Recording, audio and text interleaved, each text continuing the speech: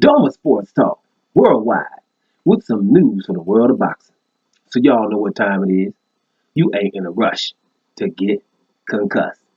Now, heavyweight division, we're talking about December the 7th. You know, that's going to be a whole lot of fights on December the 7th, man. You know, you got the main one, Anthony Joshua and Andy Ruiz Jr. That's the main one. But I'm going to tell you one that might steal the show, and that's going to be Alexander Povetkin versus Michael Hunter. That's another very significant fight for the heavyweight division. But they done messed around and put Dillian Whyte on the card, right? We know Dillian Whyte's on the card, and bam. Well, I tell you a few weeks ago, when it first was kind of, talking about it.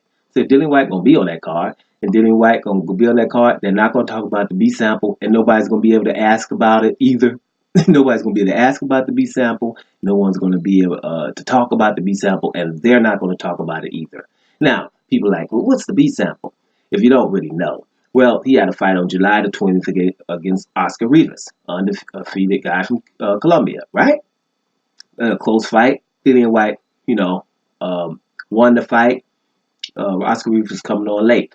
Well, it came to find out that Dillian Whyte was tested positive for steroids, the metabolites, the Dianabol, but metabolites. And I like that better, right? The metabolites was in the system. He got caught 3 days before the fight. They didn't do anything. They had a secret hearing. UCAD let him, United Kingdom Anti-Drug Association or whatever, let him fight.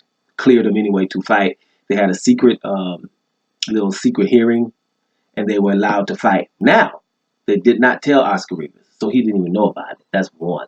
And then they let him fight. Now, his A sample was totally, totally messed up. He had everything in there, I told you, right? A whole lot of stuff. Now, so you wait for the B sample, which should be there in a week or so. That's July 20th. So it means around the 17th it was when he got caught. So, what we got, man? We about to go, it's about Christmas up in here, man. What the hell going on? You know what I mean? So they're going to mess around and have a fight without ever addressing that again. This is boxing. And we just had a guy get 4 years for the same drugs, or close to it. The metabolites, I know that. I think Ryan Martin or whatever. I'm not Ryan something. But somebody, was a former foe from Josh Taylor, if I'm not mistaken. I forgot. But I mean, you in trouble. You should be. They should be checking what's going on. He should not be allowed to fight without some type of information. For the fans, for everybody in boxing. When somebody gets caught doping, something has to happen. If not, like I told you before, since Canelo got that clenbuterol and got away with it, everybody got caught. Gets little time. Jarrell Miller gonna be coming back in a minute here too, right? Got 6 months off.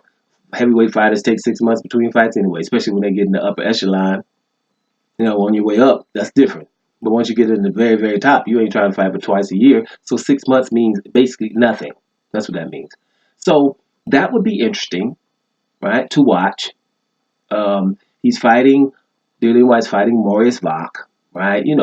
Middle of the road kind of guy from Poland. I like to roll with Poles, but it's not one of them. Maurice Wach, his best win, I don't know, maybe Ekon Tepper. He beat Ekon Tepper, and Ekon Tepper had one loss. Other than that, his biggest fights are the ones he lost against big names. If it would be Klitschko, or if it would be Povetkin, and he was dope too. So he's also doped. Not a dope street boy. He's been busted twice. Well, he could be a dope street boy, reserve, because I told you got to get busted twice for that. So he's close to a dope street boy. So these two dope street boys battling out, right? So but he's not dope now, and Dillian Whyte was recently. So the thing about it is this a fight Dillian Whyte can win. This is a big, tall, 6'9" guy or 6'7" guy, Maurice Wach. And, he doesn't have that much punching power. I think he got 35-5 with like 19 KOs. Not really going to get you out of there.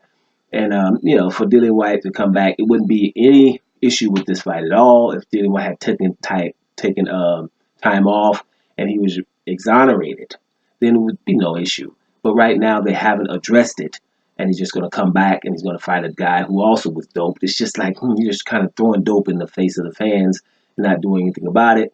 It's becoming blatant. It's starting to look like, some things going on in politics right now. We're just going to get blatant. I guess if you do it all the time, then you desensitize people for it. Let's see what happens.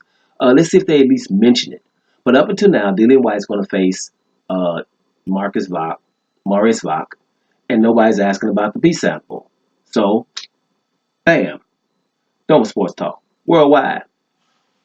And I'm up out of here, y'all.